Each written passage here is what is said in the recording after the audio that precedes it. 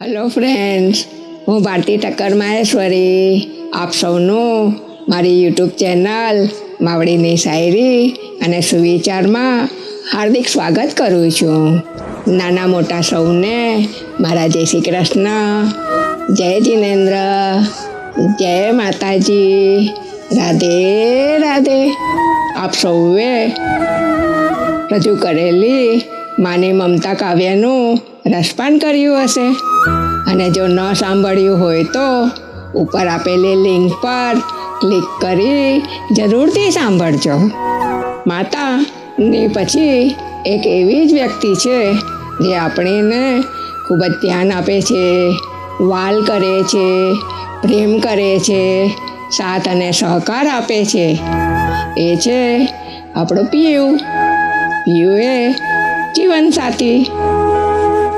આજે હું આપની સમક્ષ મારા જીવનસાથી વિશે વાત કરું છું. 21 વર્ષની ઉંમર. જ્યારે મેં તેમને પહેલી વખત જોયા ત્યારે મારું દિલ ધક કરવા લાગ્યું. ધડકન તેજ થઈ ગઈ અને મારી શરૂ થઈ મારી પ્રેમની કહાની. આવો મારી સાથે મારા પ્રેમની કહાનીની આસ્વાદ માનીએ. આજની રાત મારી નિરાળી થઈ ગઈ. શરૂ મારા પ્રેમની કહાની થઈ ગઈ.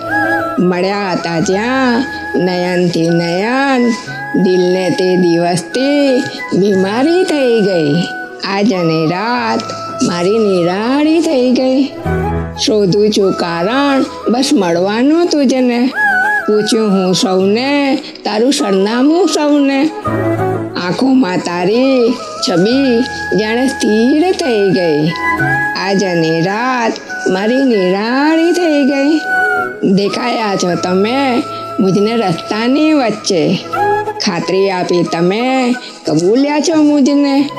મારી તમામ રાતોની જાણે સવાર થઈ ગઈ.